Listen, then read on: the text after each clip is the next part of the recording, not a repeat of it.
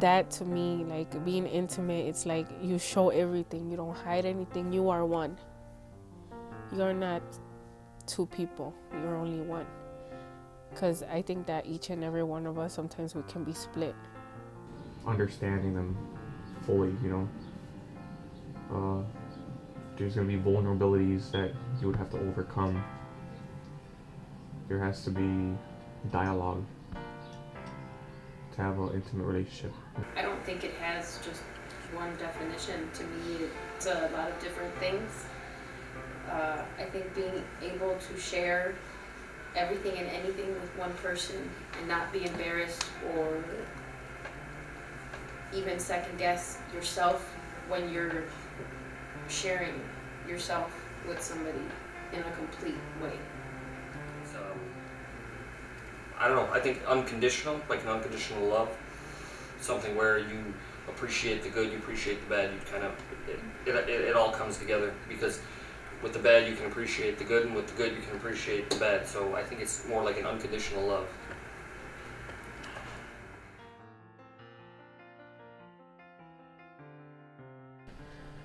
You have to pick and choose who you're intimate with. But for the most part, I feel like you can be intimate with the world if you want to. You just gotta, I mean, even if it's a prayer, even if it's not a prayer, even if you like wish something upon someone, like, hey, I hope this person does good. That's an intimate thing right there. You're taking time out of your time to say that, to send out that energy. Yeah, I mean, I think I think there's a different kind of intimacy that you do have with different people, but it's not at the same level that I think you share with a significant other or a spouse.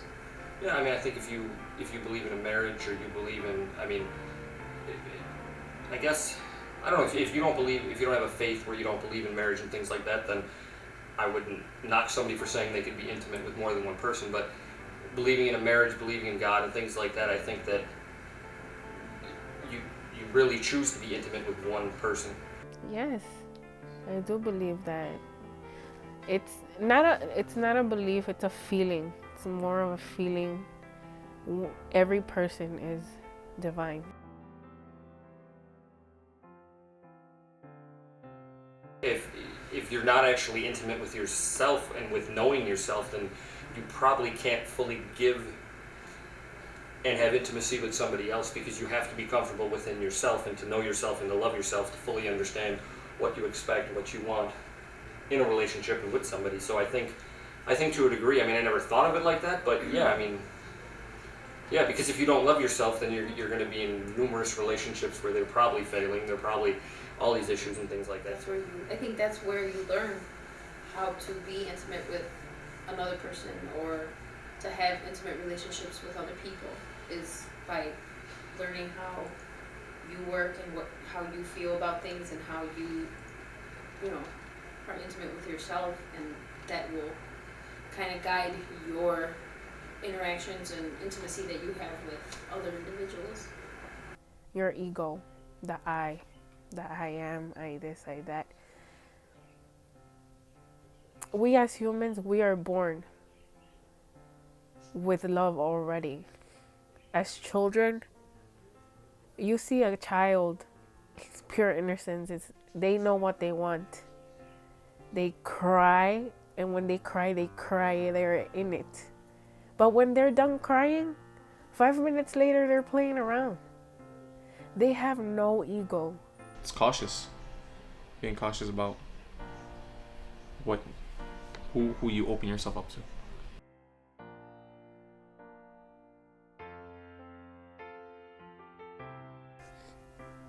There is so much indulgence in sex. People think that individuals, women and men, they think that sex is love. Intimacy, what is intimacy? They'll probably just gonna answer, oh, it's all sexual or whatever.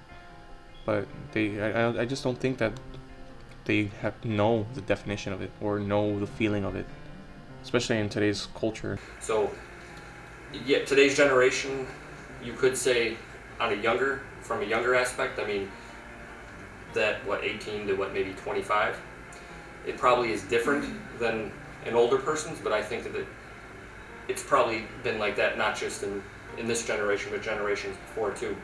Although it is probably a little bit more skewed with today's media. Yeah, I think technology has really changed kids now. The younger generation, it has pushed them to want everything fast.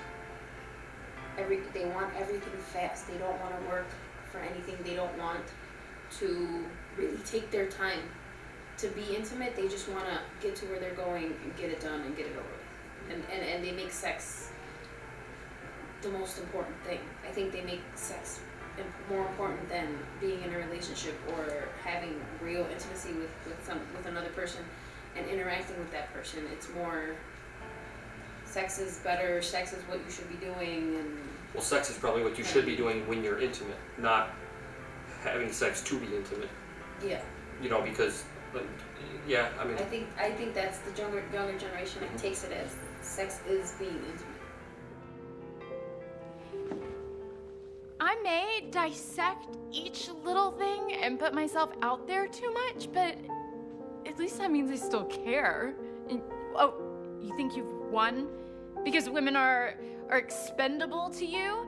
And you may not get hurt or make an ass of yourself that way, but you don't fall in love that way either. You have not won. You're alone, Alex.